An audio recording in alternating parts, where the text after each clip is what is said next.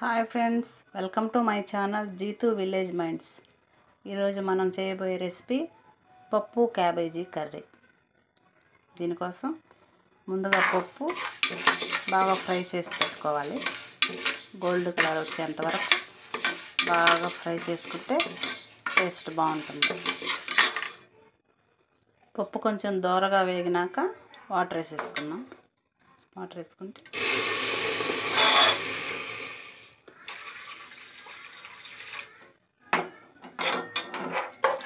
వేసుకున్నాం.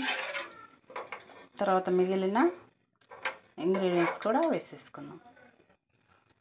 ఇప్పుడు పచ్చిమిర్చి, టమోటా, వెల్లుల్లి ఎర్రగడ్డలు, పచ్చిమిర్చి, టమోటా, ఎర్రగడ్డలు దాంట్లో వేసేసుకున్నాం.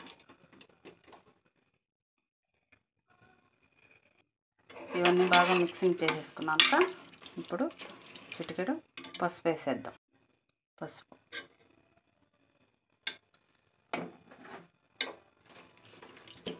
ఇప్పుడు క్యాబేజీ ముక్కల్ని వేసేద్దాం. కడిగి తరిగి పెట్టుకున్న క్యాబేజీ ముక్కలు ఇందులో వేసేయాలి. ఇప్పుడు మళ్ళీ అన్నీ మిక్సింగ్ చేసేసి పసుపు అన్నీ వేసాం కదా, ఇవన్నీ ఒకసారి బాగా మిక్స్ చేసేసి తర్వాత కొంచెం చింతపండు వేసేద్దాం. ఇది కొంచెం చిన్న నిమ్మకాయ సైజు అంత చింతపండు చాలు, లేదంటే పప్పులో పులుసు ఎక్కువ అయిపోద్ది. ఇప్పుడు ఇంకా కొంచెం నీళ్ళు పోసేసి కుక్కర్ మూత పెట్టేయాలి. మనకు ఎంతవరకు మితమో అంతవరకే వాటర్ వేసుకోవాలి, లేదంటే పొంగిపోయి కుక్కర్ నుంచి నీళ్ళన్నీ పొంగిపోయి కుక్కర్ అంతా పాడైపోద్ది. ఇప్పుడు మనం మూత పెట్టేసి ఉడికిన తర్వాత మళ్ళీ చూద్దాం.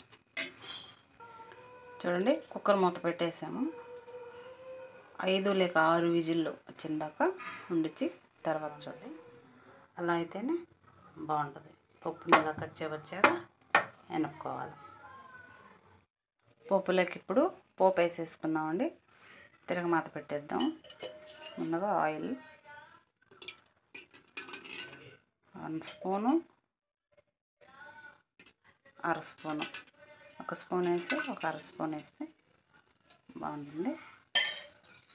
నూనె బాగా వేడెక్కనిద్దాము. నూనె వేడెక్కింది, ఆవాలు వేసేద్దాం.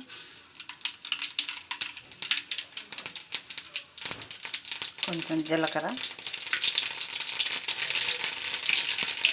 తరిగి పెట్టుకున్న ఎర్రగడ్డ. ఇప్పుడు మనకి ఎర్రగడ్డ బాగా వేసి కలర్ వచ్చింది కదా, కరివేపాకు వేసుకున్నాము. ఇప్పుడు ఈ పోపు పెట్టి పప్పులో వేసేద్దాం.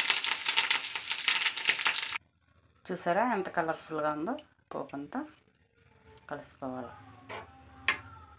మంచి స్మెల్ వస్తుంది. అయిపోయింది. పప్పు క్యాబేజీ కర్రీ అయిపోయింది.